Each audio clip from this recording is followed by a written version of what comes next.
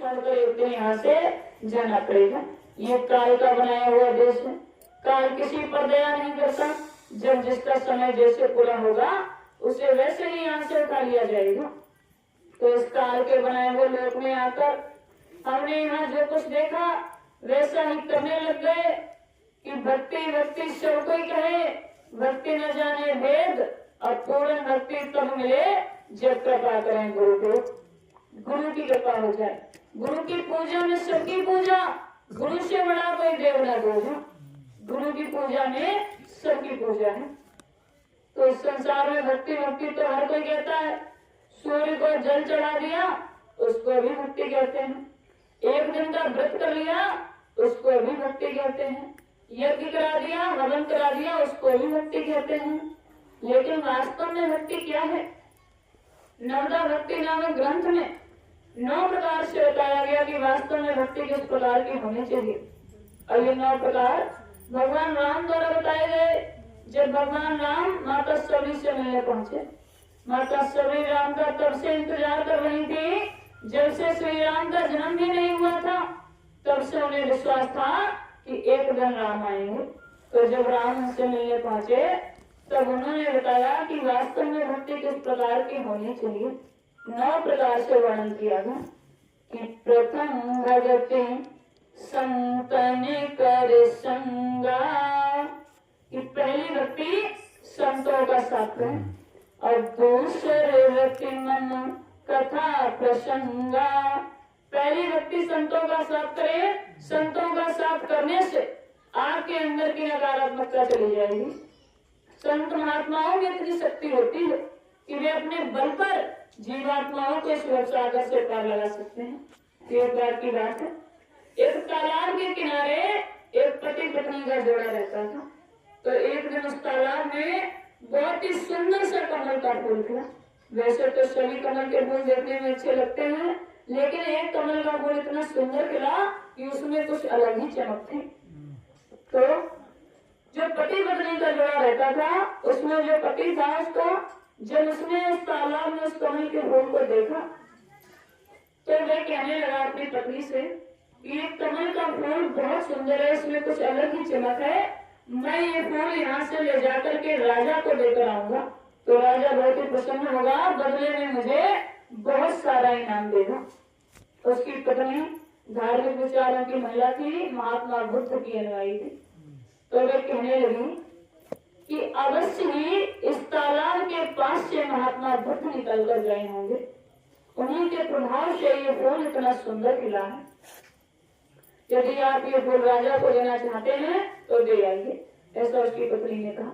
अब वह व्यक्ति उस फूल को लेकर राजा को देने जाता है तो रास्ते में उसे एक व्यापारी मिलता है।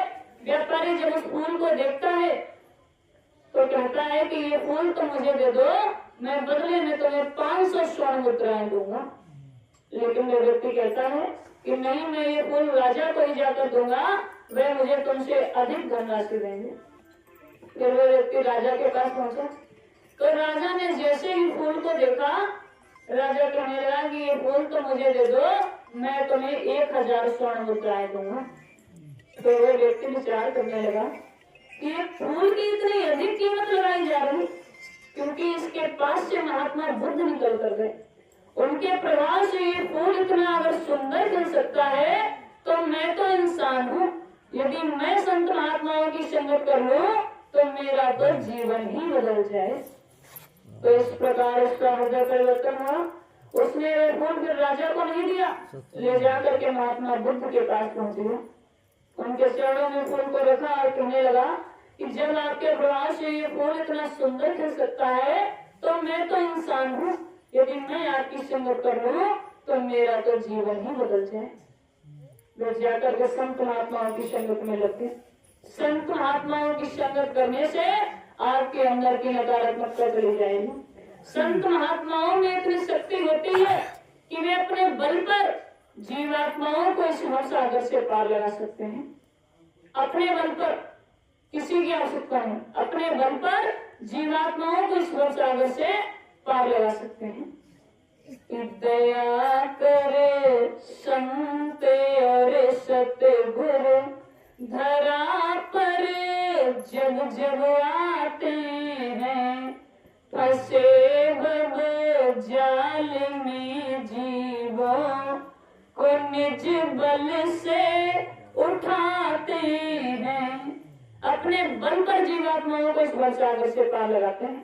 किस प्रकार कि सुना सत्संग की महिमा, पता घर का बताते हैं। सत्संग की महिमा सुनाकर आपको अपने घर का बताते हैं कि सुना सत्संग की महिमा, पता घर का बताते हैं। दया करे संत और सतगुरु, धरा पर जब जब आते हैं, फंसे भव जाल में जीवों को निज बल से उठाते हैं। अपने बल पर जीवात्माओं को उनके घर का पता, जो जीवात्मा इस काल के बनाए हुए लोक में आकर पूरी तरह अपने अस्तित्व को भूल गई, अपने घर को भूल गई। उन्हें ये पता ही नहीं कि ये जीवात्माएं कहाँ से आई हैं। उनको केवल संत महात्मा ही उनके घर का पता बताते हैं। इतनी अवतारी शक्तियां आई। त्रेता में भगवान राम आए, बहुत बड़ा युद्ध हो गया कि प्रिया कारज की संग्रामा, अब वन वन फिरे लक्ष्मण और रामा। राम और लक्ष्मण वन घूमते रहे, बहुत बड़ा युद्ध हो गया। राम राज्य की स्थापना की, लेकिन किसी की जीवात्मा को उसके विषय में नहीं बता सके कि ये कहाँ से आई है, इसका वास्तविक घर कहाँ है, वास्तविक पता कहाँ है। इसी प्रकार द्वापर में श्री कृष्ण महाभारत का गीता का ज्ञान दिया, लेकिन जीवात्माओं को उसके घर का पता वो भी नहीं बताता है। केवल संत महात्मा ही जीवात्माओं को इनके घर का पता बताते हैं कि सुना सत्संग की महिमा, पता घर का बताते हैं। दया करे संत और सतगुरु, धरा पर जब जब आते हैं, फंसे भव जाल में जीवों को निज बल से उठाते हैं। अब जला करे कर्म की ढेरी, करा कर सेवतन मन की। जला करे कर्म की ढेरी, हम इस काल के बनाए हुए लोक में आकर कर्म के बंधनों में बंध गए, कर्मों के अनुसार। तो जो हमारे कर्म हमारे ऊपर लग रहे, अच्छे कर्म किए बुरे कर्म किए, तो उन कर्मों की ढेरी को जलाकर और कराकर सेवा तन मन की, तन मन से सेवा कराकर भक्ति के 3 स्तंभ बताए गए, सत्संग, सेवा और भजन, जिसमें सेवा का फल भजन से 1 आना ज्यादा बताया गया। यदि आप तन मन से सेवा करते हैं तो आपकी कर्मों की ढेरी को जलाकर, कि जला करे कर्म की ढेरी, करा कर सेवा तन मन की। ये कर्मों की रिहाई का जिसे जरिया बताते हैं। दया करे संत और सतगुरु, धरा पर जब जब आते हैं, फंसे भव जाल में जीवों को निज बल से उठाते हैं। जय गुरुदेव। जय। संत महात्मा अपने बल पर जीवात्माओं के सागर से पार लगाते हैं। तो पहली भक्ति यही बताई गई कि संत महात्माओं की संगत करो, और दूसरा रतिमन कथा प्रसंग, और दूसरी भक्ति कि संत महात्माओं की कथा प्रसंग अर्थात सत्संग को सुने, क्योंकि जो फल आपको सत्संग में मिलता है वे कहीं नहीं मिलेगा। चाहे कितने भी तीर्थ पर आओ, कितने भी व्रत कर लो, कितने भी यज्ञ कर लो, कितनी भी उपासनाएं क्यों न कर लो, सत्संग में जाने से वैकुंठ की प्राप्ति होती है।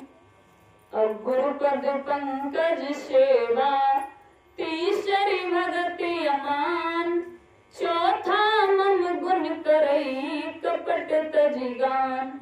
और तीसरी भक्ति अपने गुरु की, जिसकी भी आप शरण में गए या जिससे भी आपने नामदान लिया, अपने गुरु की सेवा करें जितनी कर सकें।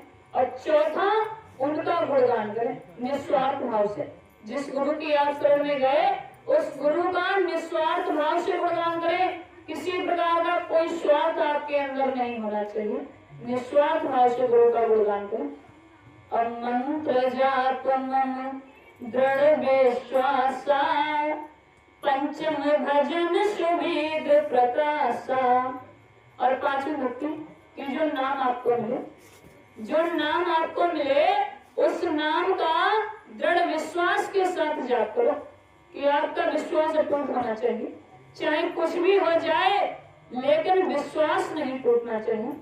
यदि कोई छोटी मोटी घटना घट जाए और आपने अपने गुरु से विश्वास खो दिया तो जितना परमार्थ कमाया है सब एक झटके में व्यर्थ चला जाएगा। विश्वास अत्यंत आवश्यक है कि पूर्ण विश्वास के साथ नाम का जाप है कि जिसको भी मान है उस पर पूर्ण विश्वास होना चाहिए कि यदि हम किसी परेशानी किसी मुसीबत में हैं तो चाहे कोई मिले या ना मिले लेकिन जिसको मान है यदि उसका नाम पुकारो तो वह तो हमें मिलेगा ही। पूर्ण रूप से विश्वास होना चाहिए। पूर्ण विश्वास के साथ नाम का जाप करें। अक्षत घनशील विरति बहु करमा, निरत निरंतर सज्जन धर्मा। और छठी भक्ति कि सज्जन व्यक्ति का यही धर्म है कि अपने अंदर दया की भावना, क्षमा की भावना, विवेक की भावना, विवेक की भावना, संतोष की भावना, शील की भावना को धारण करें। ये सज्जन व्यक्ति का धर्म है। और धर्म तो धारण किया जाता है, धर्म के मार्ग का अनुसरण किया जाता है। और सतवा समय मोहि जग देखा, मोसे संत अधिक कर लेखा। और सातवीं भक्ति कि संसार में सभी पुरुषों को राम के में देखो, सभी स्त्रियों को सीता के में देखो, लेकिन इनसे अधिक संत को जानो क्योंकि संतों की महिमा अपरंपार है। और आठवां जथा लाभ संतोषा, सपने हो नहीं देखे पर दोषा। और आठवीं भक्ति कि जितना आपको मिला है वही पर्याप्त है, उसी में संतोष कर ले और अधिक पाने की इच्छा ना कर कि आज मेरे भाग्य में इतना ही था जितना मुझे मिला है। इस प्रकार के भाव होने चाहिए कि साईं इतना दीजिए जामे कुटुंब समाए, मैं भी भूखा ना रहूं साधुर भूखा जाए। इस प्रकार के भाव होने चाहिए कि जो मिला है वही पर्याप्त है और अधिक पाने की इच्छा ना करें और स्वप्न में भी किसी दूसरे के दोषों को ना देखें। और नवम सरल सब सन छलहीना, मन भरोस ही हर्ष न दीना। और नवी भक्ति कि अपने अंदर से झूठ कपट छल निंदा बुराई लड़ाई झगड़ा इन सब का त्याग करें और जिसकी भी शरण में आप गए, जिससे भी आपने नाम लिया, उसी को आधार बनाकर जीवन यापन करें। वास्तव में यही भक्ति है जिसमें स्पष्ट तौर से संत महात्माओं और सत्संग की महिमा का वर्णन है। हमारे धर्म ग्रंथों में तीर्थ की महिमा नहीं, मूर्त की महिमा नहीं, संत महात्माओं और सत्संग की महिमा है। तो इस काल के बनाए हुए लोक में आकर हम जीवात्माएं यहाँ पूरी तरह फंस गए, यहाँ जैसा देखा वैसा ही करने लग गए। लेकिन वास्तविकता क्या है कि यहाँ पर कुछ भी आपका अपना नहीं है, कुछ भी आपका अपना नहीं है। इस तन को देख देख बतने को भुला दिया, इस तन को देख देख बतने को भुला दिया, माया की मोह धार में आत्म सुला दिया। नर तन की कैसी रीत समझता नहीं ये मन, ब्रह्मवारिक मृगा करता रहा जतन। अनमोल तेरा नर्तन, अनमोल तेरा नारितन, यूं ही गवा दिया, माया की मोह धार में आत्म सुला दिया। इस तन को देख देख बतने को भुला दिया, माया की मोह धार में आत्म सुला दिया। यहाँ जो कुछ देखा उसी को देखते रह गए, अपने वास्तविक देश को भूल गए। तो जब जीवात्माएं इस काल के बनाए हुए लोक में आकर पूरी तरह फंस गई, किसी प्रकार यहाँ से बाहर निकलने का रास्ता उन्हें नहीं मिल पा रहा, तो जैसा जीवात्माओं के पिता ने कहा कि मैं समय समय पर संतों को भेजकर तुम्हें रास्ता दिखाऊंगा, तो इन भोली भटकी जीवात्माओं को रास्ता दिखाने के लिए निरंतर संत आते रहे। लेकिन हम इस काल के बनाए हुए लोक में आकर कर्म के बंधनों में इस प्रकार बंध जाते हैं कि आए हुए संतों को हमने पहचाना नहीं, उनकी बात ही नहीं मानी, उल्टा हम उनकी निंदा करने लग जाते हैं, बुराई करने लगते हैं। इस प्रकार जीवात्माओं का कल्याण संभव नहीं। और संत कौन होते हैं कि दाढ़ी बाल बढ़ा लेने से कोई संत नहीं हो जाता। ऋषि मुनि योगी ज्ञानी ध्यानी को संत नहीं कहते। संत वे हैं जिनकी जीवात्मा सत्यलोक तक पहुंच गई हो। कि संत कहो उनको तुम भाई, सत्यलोक जिन सुरत समाई। जिनकी जीवात्मा सत्यलोक तक पहुंच गई हो वे होते हैं संत। या तो वे स्वयं परमात्मा का रूप है या उन्होंने परमात्मा को पाया है, तभी वे आपकी जीवात्मा का कल्याण कर सकते हैं। संसार में महापुरुष जब आते हैं तो दीपक की भांति चारों ओर प्रकाश फैलाते हैं, दीपक की भांति चारों ओर प्रकाश फैलाते हैं। हम जीवात्माओं को हमारे अस्तित्व का ज्ञान कराते हैं, हमें बचाने के लिए, इस भव सागर से पार कराने के लिए। जिस प्रकार यदि कोई छोटा बच्चा कहीं पर कोई आग जल रही हो या कहीं कोई गड्ढा हो उसकी तरफ जाने लगे और यदि आप वहां पर बैठे हो तो उसको रोकोगे कि अरे बेटा तुम गड्ढे में गिर जाओगे, या फिर आप असमर्थ होगे रोकने में, तो फिर आवाज लगाओगे कि किसका बच्चा है गड्ढे की तरफ जा रहा। उसी प्रकार हम जीवात्मा इस काल के बनाए हुए लोक में आकर के फंस गए और संत महात्मा हमें यहाँ से बचाने के लिए, हमें रोकने के लिए, क्योंकि अध्यात्म की दृष्टि से हम सब इनके ही बच्चे हैं। वैसे तो हम अपने माता पिता के बच्चे हैं, लेकिन अध्यात्म की दृष्टि से हम सब इनके ही बच्चे हैं। तो हमें बचाने के लिए संत सदैव आते रहे। संत सदैव परमार्थ का उद्देश्य लेकर के चलते हैं। जिस प्रकार वृक्ष कमो नहीं फल घटे, नदी न संचय नीर, और परमार्थ के कारण ही साधन धरा शरीर। जिस प्रकार वृक्ष अपना फल कभी खुद नहीं खाता, नदी अपना पानी स्वयं नहीं पीती, उसी प्रकार संत महात्मा दूसरों के हित के लिए ही आते हैं। स्वयं का किसी प्रकार का कोई स्वार्थ नहीं होता। कि साधु तो भूखा भाव का, धन का भूखा नहीं, और धन का भूखा जो करे सो तो साधु नहीं। संत महात्माओं को आपसे कुछ भी नहीं चाहिए, वे केवल आपके भाव के भूखे हैं। यदि सच्चे भाव के साथ आप उनकी शरण में जाएं तो उनकी दया कृपा आपको अवश्य मिलेगी। वे सदैव परमार्थ का उद्देश्य लेकर के चलते हैं, जिसका अर्थ है परमात्मा को पाना, और ये केवल मनुष्य शरीर में ही संभव है। क्योंकि एकमात्र मनुष्य की ऐसी योनि है कि इसी में मोक्ष को और परमात्मा को पाया जा सकता है। अन्य किसी योनि में आप मोक्ष को प्राप्त नहीं कर सकते। अन्य योनियों में आप केवल अपने कर्मों के अनुसार जाते हो, लेकिन एकमात्र मनुष्य की ऐसी योनि है, इसी में मोक्ष को और परमात्मा को पाया जा सकता है। यह मनुष्य शरीर उस परमात्मा का बनाया हुआ मंदिर है। जिन मंदिरों में आप पूजा करने जाते हो वे मंदिर तो इंसान ने स्वयं बनाए, लेकिन ये मनुष्य शरीर उस परमात्मा का बनाया हुआ मंदिर है। कहा जाता है कि ये जिस्म खुदा की मस्जिद है, भगवान का मंदिर कहते हैं, क्यों ढूंढे पत्थर पानी में, भगवान इसी में रहते हैं। ये मनुष्य शरीर ही खुदा की बनाई हुई मस्जिद या भगवान का बनाया हुआ मंदिर है। इसी में आपको परमात्मा मिलेगा।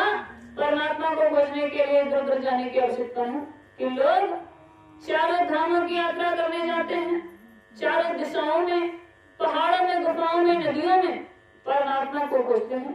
पत्थर की पूजा करते हैं कि हमें परमात्मा मिल जाएगा।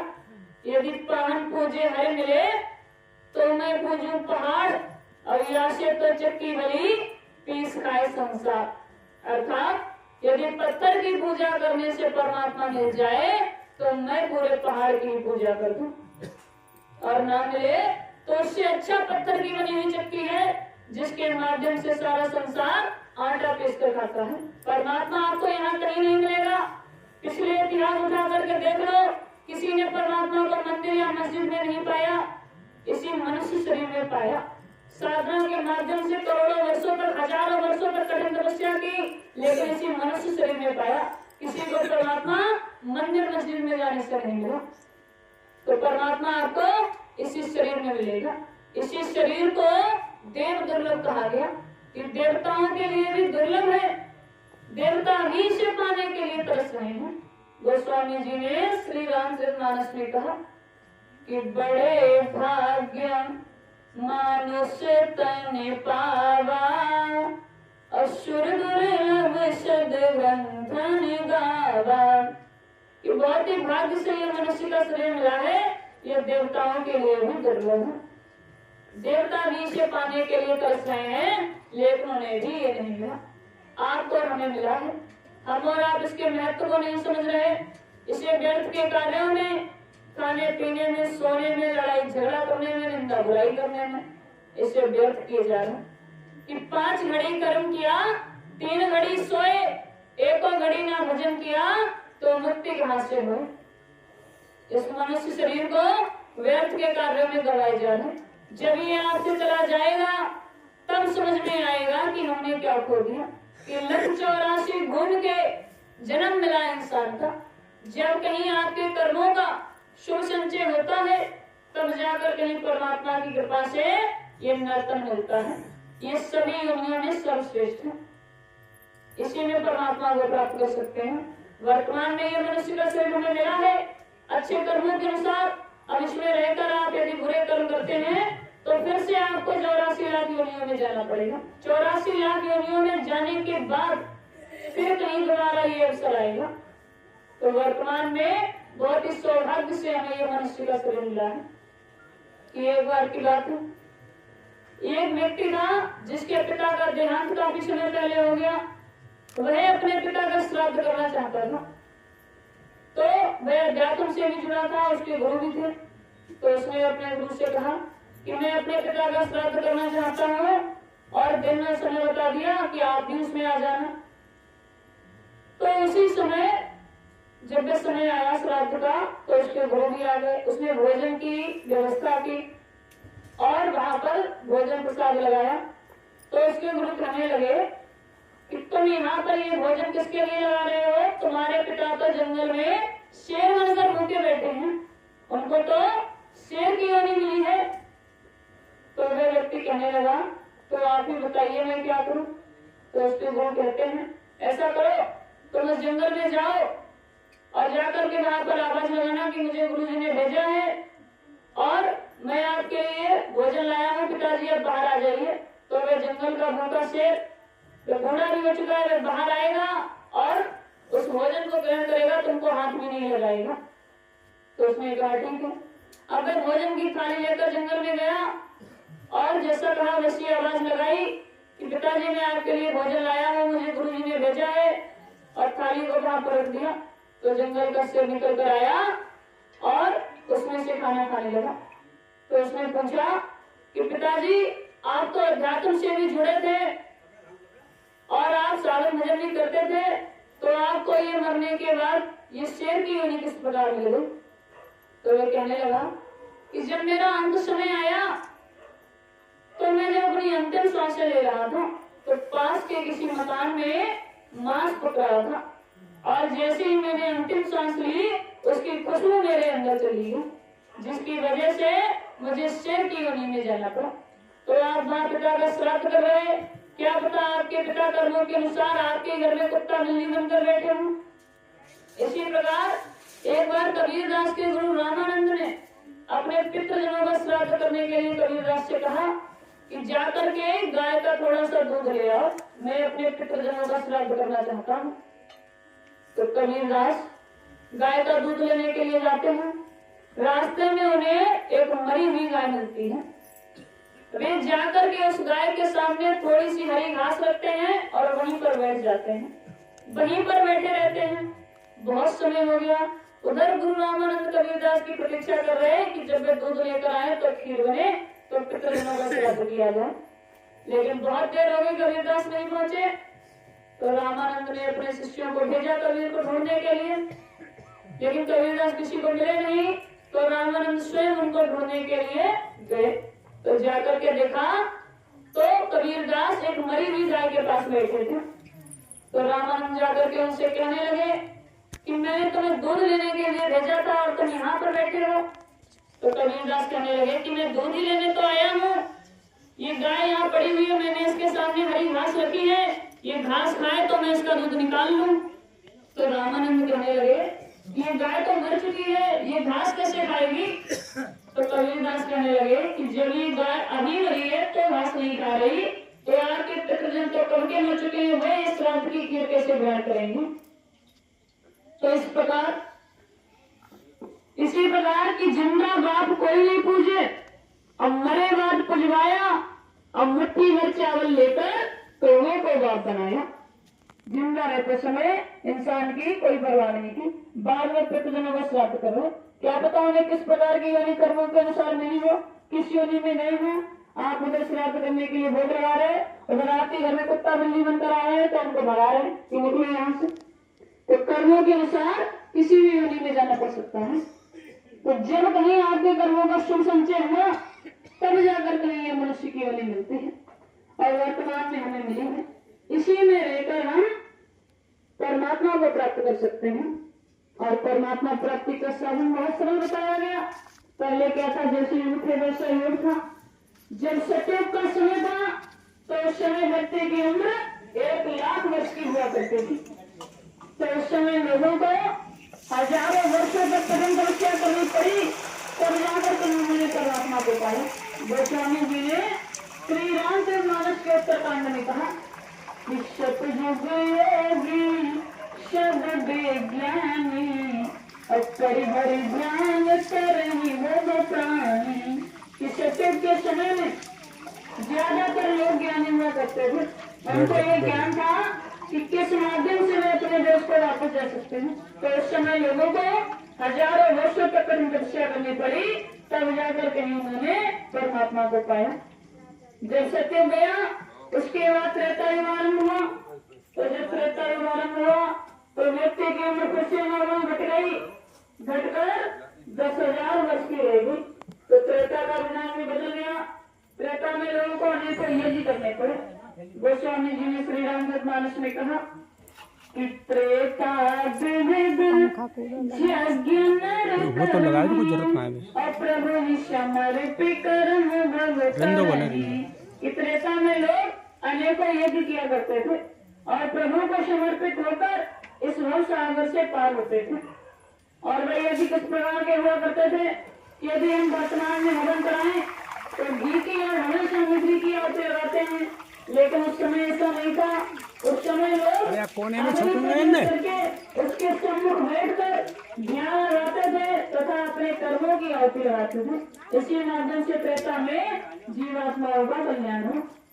जब त्रेता गया उसके बाद द्वापर युग आरंभ हुआ। तो जब द्वापर युग आरंभ हुआ तो फिर से व्यक्ति की उम्र घट गई, घटकर 1,000 वर्ष की रहेगी। तो द्वापर का दिमाग भी बदल गया। द्वापर में लोगों को द्वापर में एक ऋषि हुए थे वेद व्यास जी। उन्होंने अपनी तपस्या से जब परमात्मा को पाया, परमात्मा को देखा, तो परमात्मा के स्वरूप की एक मूर्ति बना दी। ये सोचकर मूर्ति बनाई कि जब लोग इसे बार बार देखेंगे तो परमात्मा का स्वरूप लोगों के अंतर में समा जाएगा। और जब स्वरूप अंतर में समाया होगा तो सिमरन ध्यान भजन करते समय आसानी होगी, मन एकाग्र रहेगा, मन भटकेगा नहीं। ऐसा विचार करके उस समय वेद व्यास जी ने मूर्ति बनाई। तो द्वापर का ये विधान बन गया, लोग मूर्ति के सम्मुख बैठकर ध्यान लगाने लगे। गोस्वामी जी ने श्री रामचरितमानस के उत्तरकांड में कहा कि द्वापर करे रघुपति पद पूजा और नरभंग करही उपाय न दूजा। यही एकमात्र उपाय था। लोग मूर्ति के सम्मुख बैठकर ध्यान लगाते थे। तो ये मूर्ति पूजा द्वापर से आरंभ हुई, जो आज भी चली आ रही। ये द्वापर का विधान था। फिर जब द्वापर गया उसके बाद कलयुग आरंभ हुआ और वर्तमान में कलयुग ही चल रहा। तो जब कलयुग आरंभ हुआ तो फिर से व्यक्ति की उम्र 9 गुना घट गई, अब घटकर 100 वर्ष की रहेगी। लेकिन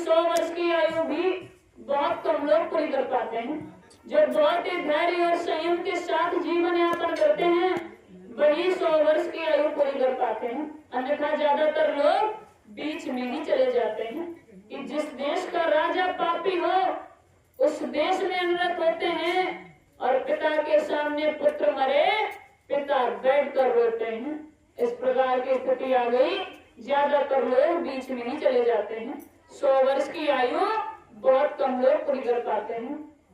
तो जब ऐसा समय आ गया तो हर युग की तरह कलयुग का विधान भी बदल गया और कलयुग का विधान बदलकर बहुत इस तरह से बताया गया।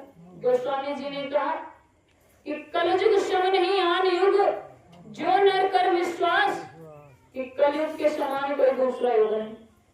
वैसे तो इसमें पाप बहुत बढ़ गया।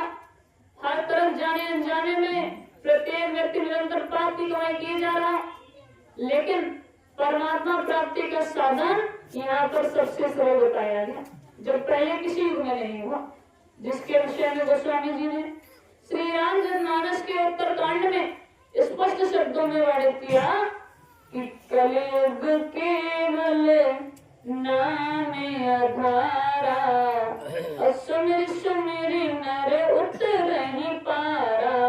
कि कलयुग में केवल नाम को ही आधार बना दिया गया। नाम मात्र के सुमिरन से ही आपकी जीवात्मा का कल्याण हो जाएगा और कुछ भी करने की आवश्यकता नहीं। बस जो नाम आपको मिले उसी नाम का सुमिरन करते रहना है। कि कलयुग जोग न जज्ञान ज्ञाना और एक आधार नाम गुण गाना। कलयुग में किसी प्रकार का जब तक पूजा हवन कुछ भी काम नहीं आएगा। एकमात्र आधार नाम का सुमिरन। बस जो नाम आपको मिले उसी का सुमिरन करना है। और वो कौन सा नाम है जिसके सुमिरन से आपकी जीवात्मा का कल्याण होगा? तो उसके विषय में भी वर्णित किया कि नाम रहत संतन आधीना और संत बिना कोई नाम न छीना। संतों के आधार से जो नाम मिलेगा उसी नाम से आपकी जीवात्मा का कल्याण होगा, जो नाम संतों के माध्यम से मिले। अब अनेकों संत आए, समय समय पर अपने अपने नाम दिए, वो कौन सा नाम है? तो सबसे पहले संत आए थे कबीरदास। कबीरदास का लालन पोषण नेहरू नीमा नामक दुल्हे ने किया, जिनको कबीरदास एक लहरदारा तालाब के पास मिले थे। जब कबीरदास बड़े हुए, अपनी तपस्या से जब उन्होंने परमात्मा को पाया तो परमात्मा को साहब नाम से पुकारा। उस समय कबीरदास जी ने साहब नाम जगाया और उस समय के लोगों से कहा कि आप साहब नाम को लीजिए, इसी नाम से आपकी जीवात्मा का कल्याण होगा। तो उस समय के लोग कहने लगे कि हमने प्रभु का नाम श्री राम सुना, श्री कृष्ण सुना, लेकिन ये कैसा विचित्र नाम है, इस नाम को लेने से हमारी जीवात्मा का कल्याण कैसे होगा? तो कबीरदास जी कहने लगे, मैंने इस नाम को जगाया है और इस नाम में बहुत शक्ति है।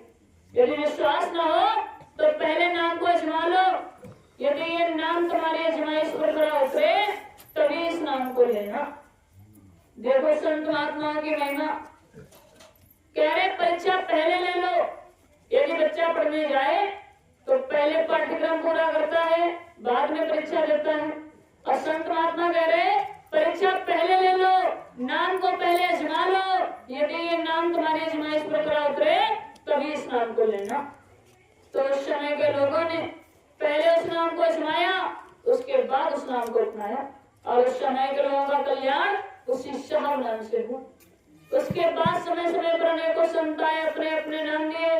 मीराबाई के गुरु रैदास जी ने मीराबाई को गिरधर गोपाल का नाम दिया।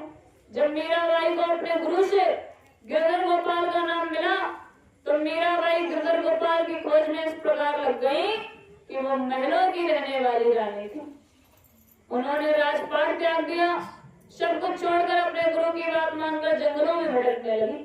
तो उस समय के लोग कहने लगे कि ये महलों की रहने वाली रानी, जिसको तो सभी सुख थे और सब कुछ छोड़कर अपने गुरु की बात मानकर ये जंगलों में भटक रही है, पागल हो गई है। उस समय के लोग मीराबाई को पागल बताने लगे।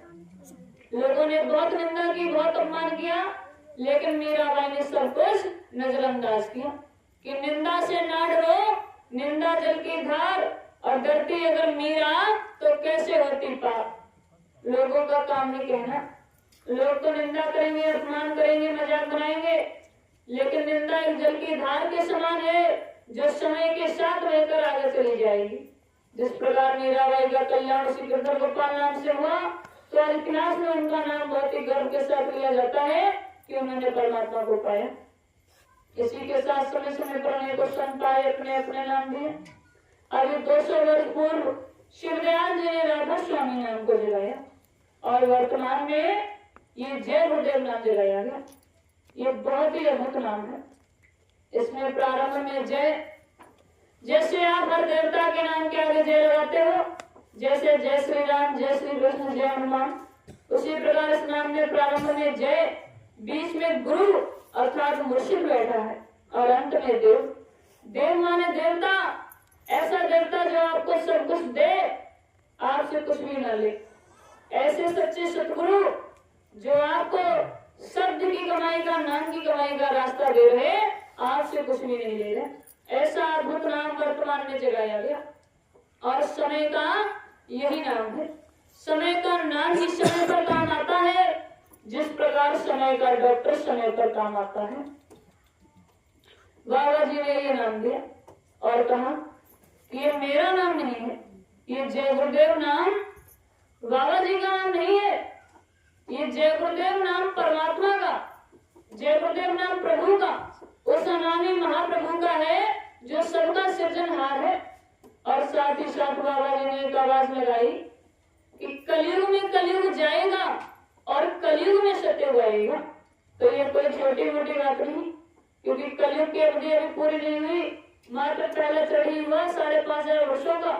इतने में एक महापुरुष ने कहा कि मैं अपने त्याग और तपस्या के बल पर इस धरा पर सहस्त्र वर्षों के लिए सत्युग ला करके दिखाऊंगा।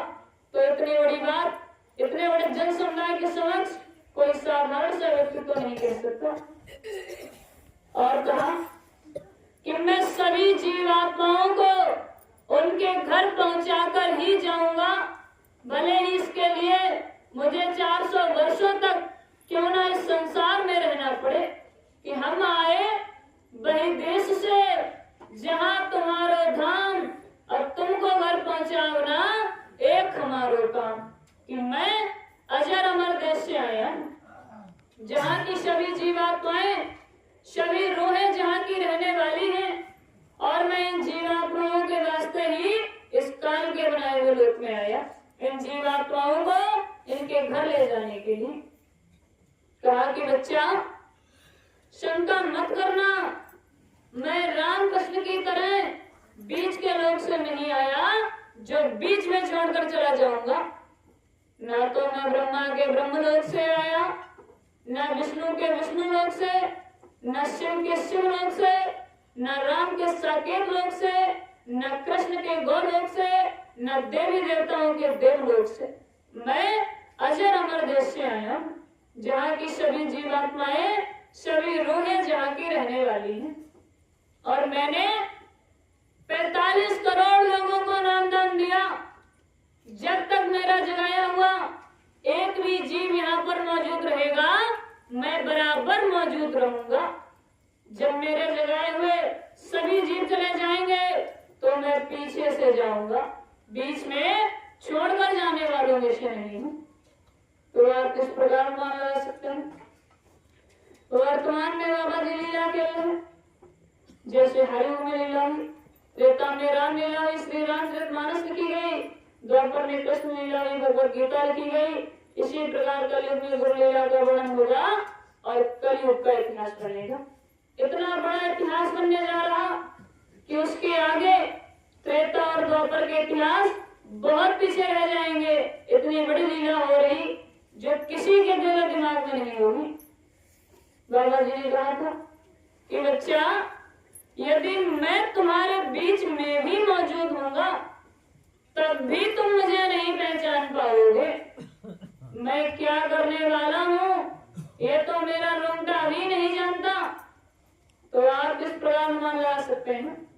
जिस प्रकार पांडवों को वनवास के बाद 1 वर्ष का अज्ञातवास मिला, तो अज्ञातवास में क्या होता है कि किसी ऐसे स्थान पर जाकर रहो तो उन्हें कोई भी ना पहचान पाए।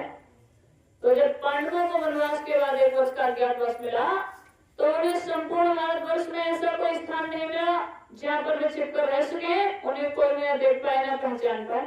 तो उन्होंने क्या किया, अपना अपना वेश बदल लिया, अपने अपने वेशभूषा बदल ली, वेशभूषा बदलकर वहीं सबके बीच में रहने लगे। 1 वर्ष का अज्ञातवास पूरा किया, कोई भी नहीं पहचान पाया कि ये पांडव है।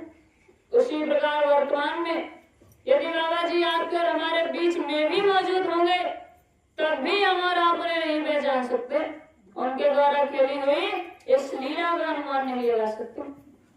उन्होंने कहा था कि मैं परिवर्तन करने आया हूँ, परिवर्तन करके ही जाऊंगा। मेरे इस काम को ना तो कोई और कर सकता है ना ही रोक सकता है। मैं समय का इंतजार कर रहा कि जब शराब जैसे घातक नशे को कोई नहीं बंद करा पाएगा, जीवन पर होने वाली हिंसा को जब कोई नहीं रोक पाएगा, तब जाकर के मैं अपना ब्रह्मास्त्र उठाऊंगा। मैं परिवर्तन करने आया हूँ, परिवर्तन करके ही जाऊंगा।